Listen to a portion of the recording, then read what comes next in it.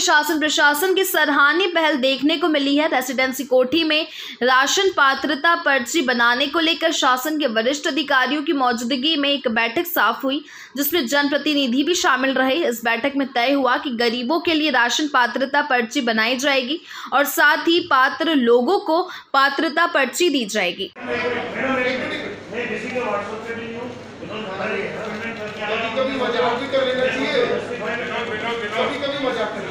बैठक में मंत्री तुलसीराम सिलावट ने कहा कि कोरोना महामारी के दौर में लोगों को निःशुल्क राशन मुहैया कराया जाएगा। वहीं मंत्री उषा ठाकुर ने कहा कि भाजपा ने अपनी संवेदनशीलता का परिचय देते हुए आयुष्मान कार्ड धारक को निःशुल्क इलाज देने का प्रावधान भी किया जाएगा। 114 दामोदर नगर, ये दामोदर भंडार क्लांग 2 9 शक्ति महिला सहकारी उपभोक्ता भंडार है, जिसको दुकान के सील के आदेश दे दिए गए हैं, इसलिए कड़ी कार्रवाई की जाए। मंत्री जी, पिछली बार जब पहले भी 4 महीने का अनाज एक साथ दिया था, इस बार 5 महीने का अनाज एक साथ। सुनो, ये राशन का घोटाला नहीं हो रहा है, ये आपके संज्ञान में होना चाहिए। ये मेरी बात सुन लो, आप बोल रहे तो मैं सुन रहा हूँ।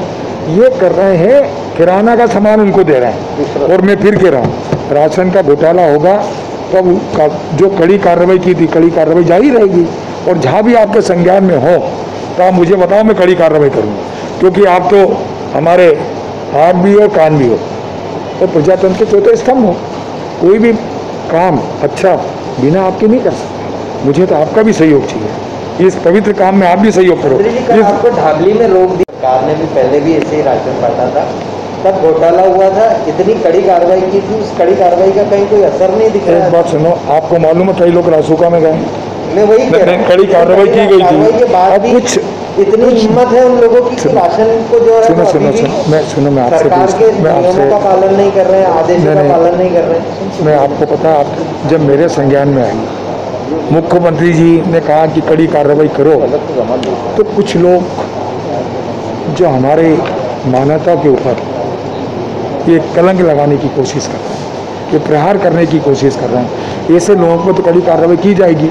ये आपको भी संज्ञान में है, आप भी पूरे शहर में घूमते हो, आप भी हमारे प्रजातंत्र के चौथे स्तंभ हो, इसमें तो मुझे भी आपका सहयोग चाहिए। आप भी इसको बोलो कि ऐसे लोगों को सुनो। ये भी हम सुनिश्चित करेंगे, अपनी इस बैठक में इस बात पर भी जोर दिया है कि जो पहले जिस तरह से राशन माफियाओं ने घोटाला किया था, 1-2 महीने की अवधि तक चलना नहीं, इतना तो नहीं कह सकते, पर जब तक स्थितियाँ अनुकूल ना हो, क्योंकि हम सब ने एक बात सबके दिल दिमाग में स्थापित हो गई है कि जब तक चैन नहीं टूटेगी तब तक इस महामारी से हम पीछा नहीं छुड़ा पाएंगे।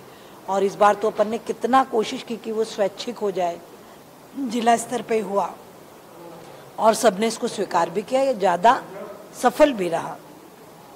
पर अब यदि स्थितियाँ कहीं और ज़्यादा बेहतर करनी है तो कठोर निर्णय लेना पड़ सकता है। दीदी, ग्रामीण क्षेत्रों में प्रयास कर रहे हैं, जनता कर्फ्यू लगा है, लोग रोजगार के लिए नहीं निकल पा रहे हैं, इसलिए हम खाद्यान्न दे रहे हैं। निश्चित रूप से, क्योंकि लॉकडाउन अभी अपन ने जैसे 15 तक अनिवार्य किया, आगे परिस्थितियाँ क्या बोलेंगी स्वास्थ्य की दृष्टि से आज आप और हम तय नहीं कर सकते।